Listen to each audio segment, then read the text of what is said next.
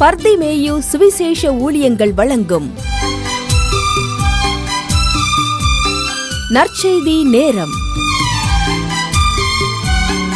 தேவ செய்தி pastor R. Augustine. இந்த நாளில் உங்களோடு நான் பேசி வருகிறேன். இயேசு ஏன் இந்த பூமிக்கு வந்தார்? ஏதோ கிறிஸ்துமஸ்னா ஏதோ பிறந்தார் பாடுறது மட்டுமில்ல. ஏன் வந்தார்? அதற்கு ஒரு காரணம் உண்டு. எதற்குமே ஒரு காரணம் இல்லாமல் இருப்பதில்லை. ஐயா, ஒவ்வொன்றுக்கும் ஒரு பின்னாடி காரணம் இருக்கிறது, காரியம் இருக்கிறது. அதனால தான் ஏசாயா சொல்லுகிறார், உங்க வேதாகமத்தை ஏசாயா தீர்க்கதரிசியின் புஸ்தகம் 34ஆம் அதிகாரத்தில் 16வது வசனத்தை கையில் எல்லாரும் எடுத்துக்கிறீங்களா? அப்படி எல்லாரும் எடுக்கிற வரைக்கும் நீங்களும் நானும் சேர்ந்து பாட போறோம். கண்டேன் என் கண் பொழித கர்த்தரை இன்று கண்டேன் என் கண் பொழித கண்டேன் என் கண் பொழித கர்த்தரை இன்று கண்டேன் என் கண் பொழித கொண்டாடும் விண்ணோர்கள் கோமானை கையில் ஏந்தி கொண்டாடும் விண்ணோர்கள் கோமானை கையில் ஏந்தி கண்டேன் என் கண் பொழித கர்த்தரை இன்று கண்டேன் என் கண் பொழித.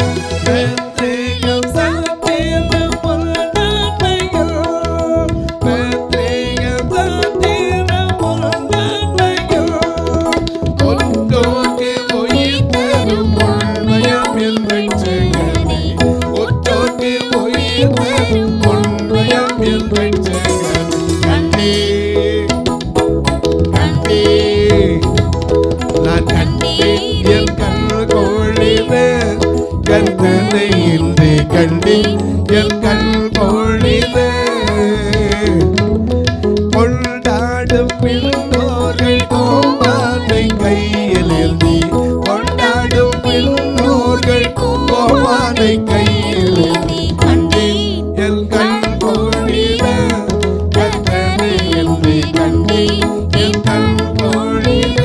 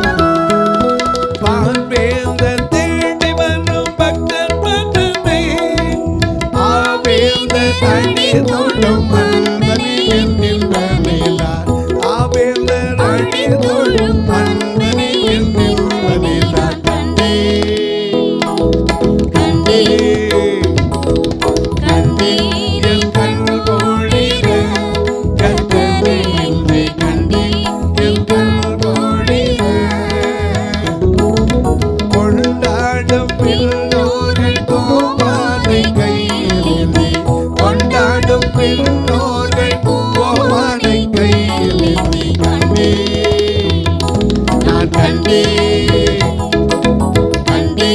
என் கண் கோடிட கர்த்தரை இன்று கண்டேன் என் கண் கோடிட. ஐயா இப்ப எடுத்திருப்பீங்க, வாசிக்க சொல்லட்டுமா? ஏசாயா 34:16 கர்த்தருடைய புஸ்தகத்திலே. இந்த புஸ்தகத்துக்கு பேர் என்னது? கர்த்தருடைய புஸ்தகம். உங்க வீட்டில் என்னென்ன புஸ்தகம் இருக்கு? என்னெல்லாம் புஸ்தகம்லாம் வச்சிருப்பீங்க, வேண்டாத புஸ்தகம்லாம் வச்சிருப்பீங்க. ஆனா இந்த புஸ்தகம் வச்சிருக்கீங்களா? கர்த்தருடைய புஸ்தகத்திலே தேடி வாசிக்க வேண்டும். இவைகளில் ஒன்றும் கூட குறையாது, ஒன்றும் ஜோடு இல்லாம இருக்கவே இருக்காது. அவருடைய வாய் இதை சொல்லிற்று, அவருடைய ஆவி அவைகளை சேர்க்கும். அவருடைய வாயை சொல்லுச்சு. இது கர்த்தருடைய புஸ்தகம். ஏன்னா இந்த புஸ்தகத்துல ஏற்கனவே சொல்லப்பட்டது. என்ன சொல்லப்பட்டது? ஏசாயா தீர்க்கதரிசியின் புஸ்தகம் 7:14 இப்படி வாசிக்கிறோம். ஆதலால் ஆண்டவர் தாமே உங்களுக்கு ஒரு அடையாளத்தை கொடுப்பார். இதோ ஒரு கன்னிகை கர்ப்பவதியாகி ஒரு குமாரனை பெறுவார், அவருக்கு இம்மானுவேல் என்று பெயரிடுவாள். அதோட நமக்கு சொல்லப்பட்டது ஏசாயா 9:2 பார்க்கிறோம். இருளில் நடக்கிற ஜனங்கள் பெரிய வெளிச்சத்தை கண்டார்கள்.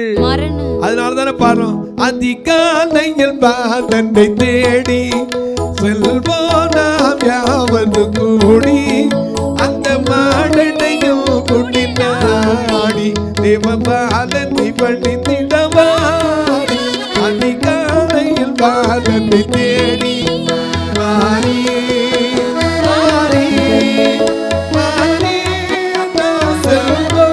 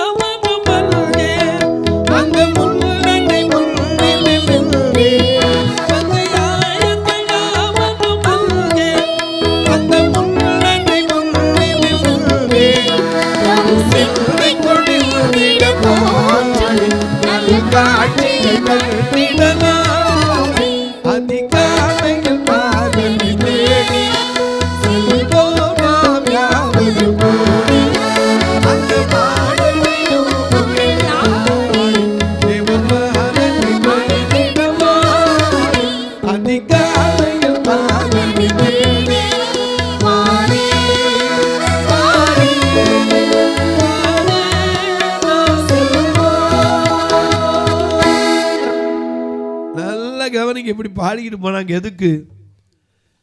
எதுக்கு ஐயா சொல்லப்பட்டிருந்தது? இருளில் இருக்கிற ஜனங்கள் பெரிய வெளிச்சத்தை கண்டார்கள். அந்த வெளிச்சம் தான் தூதர்கள் தோன்றி சொன்னது, இதோ எல்லா ஜனத்துக்கு மிகுந்த சந்தோஷத்தை உண்டாக்கும் நல்ல செய்தி உங்களுக்கு அறிவிக்கிறேன். கர்த்தராகிய கிறிஸ்து என்னும் இரட்சகர் உங்களுக்காக தாவீதின் ஊரிலே பிறந்திருக்கிறார். பிள்ளையை துணிகளிலே சுற்றி முன்னணியிலே கிடத்தியிருக்க காண்பீர்கள். இதுவே உங்களுக்கு அடையாளம். மீகா மூலம் கர்த்தர் சொல்லியிருந்ததுல மீகா 5:2 எப்பிராத்தா எனப்பட்ட பெத்லகேமே, நீ யூதேயாவில் உள்ள ஆயிரங்களுக்குள்ளே சிறியதாயிருந்தும் இஸ்ரவேலை ஆளப் போகிறவர் உன்னிடத்திலிருந்து புறப்பட்டு என்னிடத்தில் வருவார். அவருடைய புறப்படுதல் அநாதி நாட்களாய் பூர்வத்தினுடையது என்று எழுதப்பட்டிருக்கிறது. ஏசாயா 9:6 எல்லாருக்கும் தெரிஞ்சது. நீங்களும் சேர்ந்து சொல்லுவீங்களா? டிவி முன்னாடி உட்கார்ந்து இருக்க உங்களையும் தான் சொல்றேன். எல்லாம் சேர்ந்து சொல்லுமா? நமக்கு ஒரு பாலகன் பிறந்தார், நமக்கு ஒரு குமாரன் கொடுக்கப்பட்டார், கர்த்தத்துவம் அவர் தோளின் மேல் இருக்கும், அவர் நாமம் அதிசயமானவர், ஆலோசனை கர்த்தர், வல்லமையுள்ள தேவன், நித்திய பிதா, சமாதான பிரபு. சமாதானம் போதும் இயேசு கிறிஸ்து இவர்தான்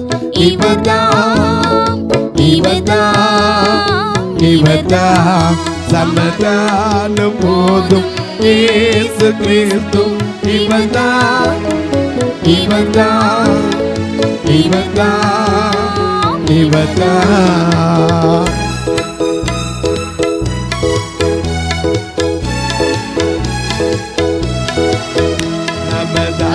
பிதாவின் திருப்பாலரிவர் அனுகூலரிவர் மனுமிலரிவர் சமாதானம் போதும் இயேசு கிறிஸ்து இவர்தான்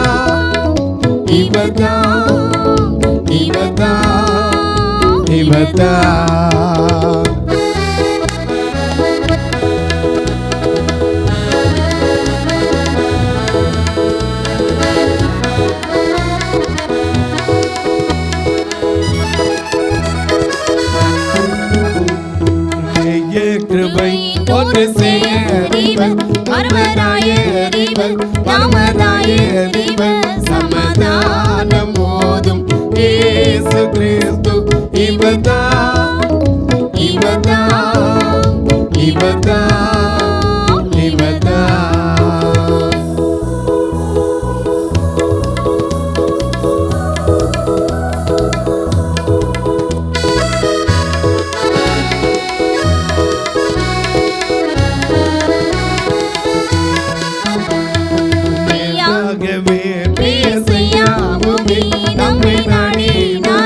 கிருபை கூறி நாரி சமாதானம் போதும் இயேசு கிறிஸ்து இவர்தான்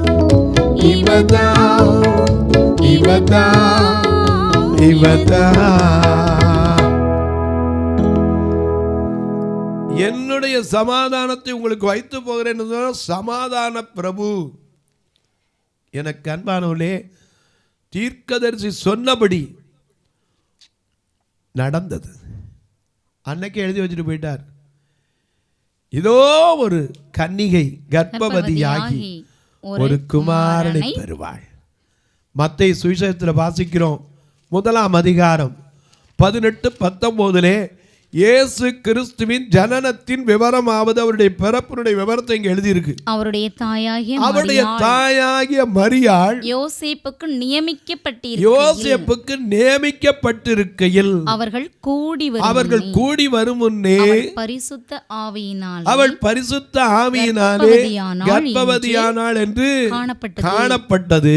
அவள் புருஷனாகிய யோசேப்பு நீதிமானாய் இருந்து அவளை அவமானப்படுத்த மனதில்லாமல் ரகசியமாய் அவளை தள்ளிவிட இருந்தான்.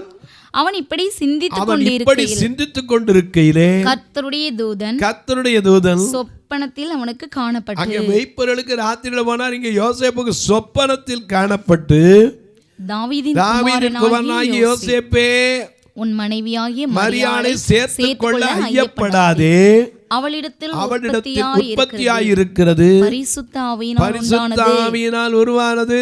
அவள் ஒரு குமாரனை பெறுவாள், அவருக்கு இயேசு என்று பெயரிடுவாள். அதனால தானே பாடுறோம், இன்னைக்கும் இயேசு என்ற திருநாமத்திற்கு எப்போதுமே மிக ஸ்தோத்திரம். இயேசு என்ற திருநாமத்திற்கு எப்போதுமே மிக ஸ்தோத்திரம்.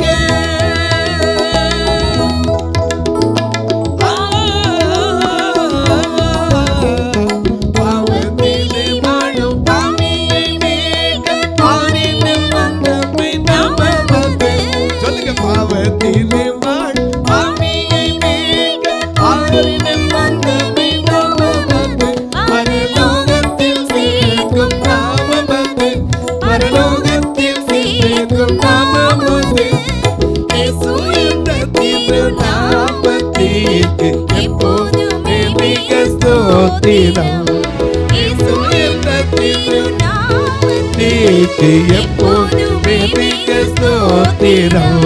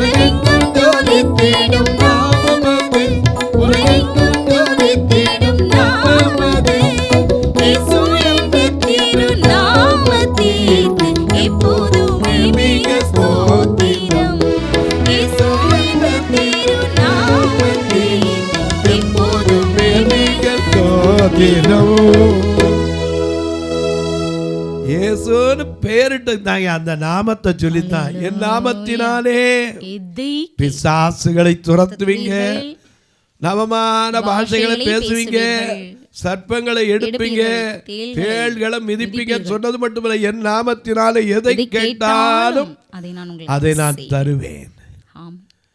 எனக்கு அன்பானவர்களே, அந்த நாமம் எல்லா நாமத்திற்கும் அவருக்கு கொடுத்தார். வானோர் பூதலத்தோர் பூமியில் உள்ளோர் எல்லாருடைய முழங்கால்களும் முடங்கக்கூடிய எல்லா நாமத்திற்கு மேலான நாமத்தை அவருக்கு தந்தார். அதான் அங்கே அப்பவே சொல்லப்பட்டது, உனக்கு ஒரு குழந்தை பிறக்கும், அந்த குழந்தைக்கு என்ன பேரிடணும்? இயேசு. வேதத்தில் பாருங்க, சிம்சோனுக்கு அப்படி தான் சொல்லப்பட்டது. மனோவா மனைவிக்கு வயல்வெளியில் தரிசனமாகி உனக்கு ஒரு பிள்ளை பிறக்கும் வர அவனுக்கு என்ன செய்யணும்? நசரேயனா இருப்பான். அதனால அவனுக்கு என்ன வேண்டாம்? திராட்சை ரசமும் மதுபானம் குடிக்க மாட்டான், திராட்சை வற்றலேருந்து தோல் வரைக்கும் எதுவும் தொடக்கூடாது. அவன் நசரேயனா இருப்பான். அதனால அவனுக்கு என்ன செய்யணும்? சிம்சோன் என்று பெயரிட வேண்டும். மனோவா மனைவி கேட்டா, ஐயா அப்படி நடக்கும்போது உம்முடைய நாமம் என்ன? நாங்கள் உம்மை தொழுது கொண்டிருக்க உம்முடைய நாமம் என்ன? என் நாமம் என்னவென்று கேட்பானேன், அது அதிசயம். அதனால தான் அவர் அதிசயமானவர். ஆலோசனை தருகிற கர்த்தர் ஆலோசனை கொடுத்தார் மனோவாவுக்கு, குடும்பத்துக்கு. இந்த பிள்ளை எப்படி வளர்க்கணும், எப்படியெல்லாம் நடத்தணும். ஆலோசனை கர்த்தர், வல்லமையுள்ள தேவன், நித்தியத்தின் பிதா, சமாதானத்தின் பிரபு. இந்த பூமியில் அத்தனை தரத்தான் வந்தார், சமாதானத்தை. அதனால தான் போகும்போது கூட சொன்னார், நான் சும்மா போல, என்னுடைய சமாதானத்தை உங்களுக்கு வைத்து போகிறேன். உலகம் கொடுக்கிற பிரகாரம் இல்ல. உலகம் கொடுக்கிறது கொஞ்ச நேரம், ஆனா நான் கொடுக்கிற சமாதானம் நித்திய நித்திய நித்திய காலமாய். ஏன்னா அவர் சமாதானத்தின் காரணர். 1 தெசலோனிக்கேயர் 5:23 படி நம்முடைய ஆவி ஆத்துமா சரீரம் முழுவதும் கரை திரையற்றதாய் கர்த்தராகிய இயேசு கிறிஸ்துவினுடைய வருகையிலே குற்றமற்றதாய் இருக்கும்படி காக்கப்படுவதாக. அதுக்கு யாரு? சமாதானத்தின் தேவன் அதை செய்வார். எனக்கு அன்பான இயேசு ஏதோ ஒரு நோக்கம் இல்லாம இந்த பூமிக்கு வரலங்க. ஏதோ ஒரு நோக்கம் இல்லாம வரல. ஒரு மனுஷன் மூலமா பாவம் வந்துச்சு. ஒரே மனிதன். ரோமர் 5:19 திரும்ப வாங்க, அங்கே அழகா எழுதப்பட்டிருக்குது. ஒரே மனிதன் மூலமாக பூமி சபிக்கப்பட்டது. ஏன்? வாசிங்க அந்த வசனத்தை. ரோமர் 5:19. அன்றியும் ஒரே மனுஷனுடைய கீழ்ப்படியாமை. அதுதான், வேற ஒண்ணும் கிடையாது. என்னதுனால? கீழ்ப்படியாமை. இந்த வேதத்தில் அநேகரை பார்க்கிறோம். சவுலுக்கு சொன்னார், எப்பா போய் அமலேக்கரை அழிச்சிட்டு வா, எதையும் இறக்க வைக்காதேன்னார்.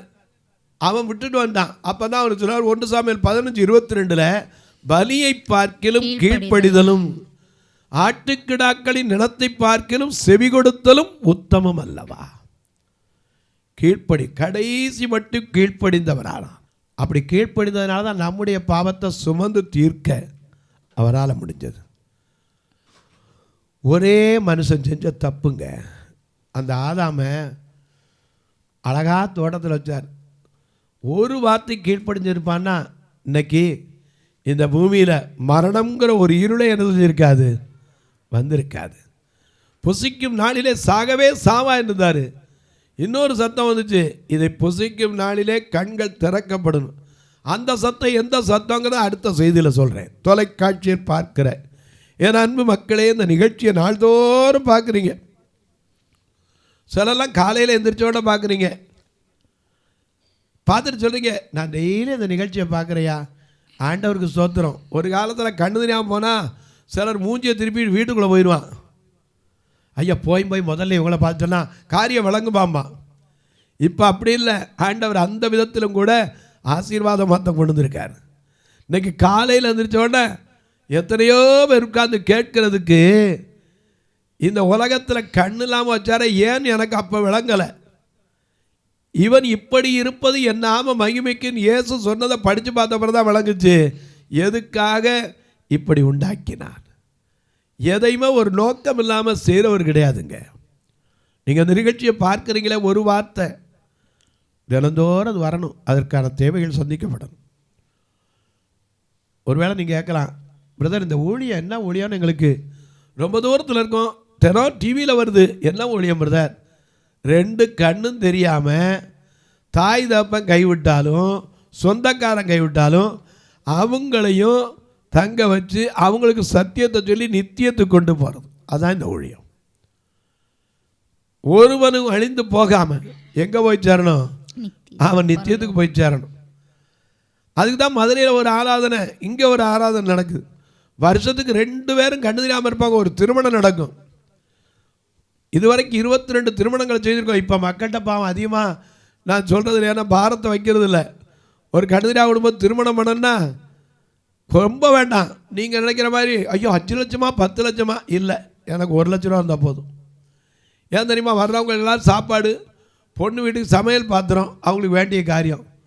ஒரே ஒரு தாலி, அந்த பொண்ணுக்கு ட்ரெஸ்ஸு, பையனுக்கு ட்ரெஸ்ஸு. கடைசியில் பார்த்தீங்கன்னா காணா ஒரு கல்யாணமே நடக்கும். இதுவரைக்கும் 22 திருமணங்களை செய்ய வைக்க கர்த்தர் உதவி செய்தார். வருகிற வருஷத்தில் எப்படியாவது ஒரு திருமணம் செய்யணும்னு நினச்சிக்கிட்டு இருக்கோம். நீங்களும் அதற்காக ஜெபியுங்கள். அது மட்டும் இல்லை, இந்த கிறிஸ்மஸ் நாட்களில் நல்ல உணவு கொடுக்க, உடை கொடுக்க, ஊன்றுகோல் கொடுக்க உதவலாம். வரப்போகிற வருஷத்தில் அந்த பார்வையற்ற சகோதரிகளுக்காக கட்டப்படுற கட்டடத்தில் சீக்கிரமாக கட்டி முடிக்கப்பட அநேகர் கர்த்தர் எழுப்பி தர ஜெபிங்க. நீங்கள் கேட்கலாம், எப்படி உதவி பண்ணுறது? நாங்கள்லாம் தூரத்தில் இருக்கோம் பிரதர். நீங்கள் நினைக்கிற மாதிரி ஒரு 100 பேர் 50 பேர் வரதில்லை. கிறிஸ்மஸுக்கு பார்த்தீங்கன்னா 300-400 பேர் வந்து நிற்பாங்க. நீங்களும் பார்க்கணுன்னா வாங்க. 27ஆம் தேதி திருநெல்வேலியில் புது பஸ் ஸ்டாண்டுக்கு எதிர்த்தாப்புல கிரேஸ் ஆடிட்டோரியத்தில் வாங்க, வந்து பார்க்கலாம். உங்கள் ஜபக்காரி எது இருந்தாலும் சரி, காலையில் 10லேருந்து 5 மணிக்குள்ளே கூட்டு சொல்லலாம். கணக்கு வைக்கணும் பிரதர், எங்களுக்கு வழி உண்டா? அதுக்கு என்கிட்ட கேளுங்க, அதற்கான வழிகளை சொல்கிறேன். இப்போ உங்களுக்காக ஜெபிக்கட்டுமா? நல்ல பிதாவே, நன்றியோடு துதிக்கிறோம் சுவாமி. இந்த மனமகிழ்ச்சியான நாளிலே இயேசு ஏன் இந்த பூமிக்கு வந்தார்? ஒரு மதத்தை ஸ்தாபிக்க அல்ல, ஒரு புகழ்ச்சியை விரும்பி அல்ல, அவருடைய கீர்த்தி நாடெங்க பரப்பிவிட வேண்டும் என்பதற்காக அல்ல. ஒருவனும் கெட்டு போகாமல் நித்திய ஜீவனை அடைய வேண்டும். அதற்காக பாவமே இல்லாத அவர் பாவமாக்கப்பட தன்னை ஒப்பு கொடுத்தார். அன்பின் தெய்வமே, இந்த கிறிஸ்துமஸ் ஒவ்வொருவருக்கும் மனமகிழ்ச்சியாக இருக்கட்டும். ஒவ்வொரு குடும்பத்திலும் கண்ணீர் கவலைகள் மாறட்டும். ஒவ்வொரு குடும்பத்திலும் ஏழ்மை நிலை மாறட்டும். அதிகமாய் கடன் பாரத்தில் இருப்போருக்கு வரப்போகிற வருஷம் கடன் இல்லாத ஒரு ஆண்டாய் கடன்களை அடைப்பதற்கு அனுகூலமான கதவுகளை திறந்து கொடும். ஒவ்வொரு பெரியோர் சிறியோர் பிள்ளைகளுக்காக ஜெபிக்கிறேன். பிறந்த நாள் திருமண நாளை நினைவு கூறுகிறவர்களுக்காக ஜெபிக்கிறேன். தங்களுக்கு அன்பாலை இழந்து தவிக்கிற ஆறுதலற்ற மக்களுக்காக ஜெபிக்கிறேன். ஏசாயா 51:12 படி, நானே உங்களுக்கு ஆறுதல் செய்கிற கர்த்தர் என்று சொன்னவர் ஆறுதலை தருவீரார். வானத்திற்கும் பூமிக்கும் சகல அதிகாரம் கொண்ட இயேசு கிறிஸ்துவின் ஈடு இணையற்ற வல்லமையுள்ள நாமத்தில் ஜெபிக்கிறேன் நல்ல பிதாவே, ஆமென். சபை ஆராதனை ஞாயிறு காலை 10 மணி முதல் 12 மணி வரை. இடம் பர்திமேயு சுவிசேஷ ஆலயம், அன்னை சத்யா நகர், இளமனூர் அஞ்சல், சக்கிமங்கலம் வழி, மதுரை மாவட்டம்.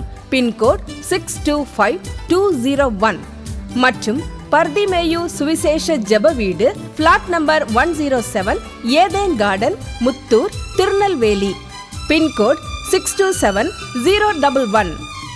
சிறப்பு உபவாச கூட்டம் ஒவ்வொரு மாதமும் 2வது சனிக்கிழமை காலை 10 மணி முதல் 1 மணி வரை நாகர்கோவில் YMCA ஹாலில் வைத்து நடைபெறுகிறது. மற்றும் ஒவ்வொரு மாதமும் 4வது சனிக்கிழமை காலை 10 மணி முதல் 1 மணி வரை திருநெல்வேலி புதிய பேருந்து நிலையம் அருகில் உள்ள கிரேஸ் ஹாலில் வைத்து நடைபெறுகிறது. எங்கள் எல்லா ஆராதனைகளிலும் கலந்து கொண்டு தேவனை மகிமைப்படுத்த அன்பாய் அழைக்கிறோம். உங்கள் உதாரத்துவமான காணிக்கைகளினால் இவ்வூழியத்தை தாங்க விரும்பினால் R Augustine, account number 5021364331, IFSC code IDIB 000B066, Indian bank, BP Kulam, Madurai. GPay number 9842181917, BGM ministries மற்றும் 9442559772, பிளைண்ட் மினிஸ்ட்ரீஸ் அகஸ்டின். உங்கள் தொடர்புக்கு பாஸ்டர் ஆர் அகஸ்டின், பர்திமேயு சுவிசேஷ ஊழியங்கள், நாகமலை, புதுக்கோட்டை, மதுரை 625019. தொலைபேசி எண்கள் 9842181917 மற்றும் 9442559772. கர்த்தர் தாமே உங்களை ஆசீர்வதிப்பாராக.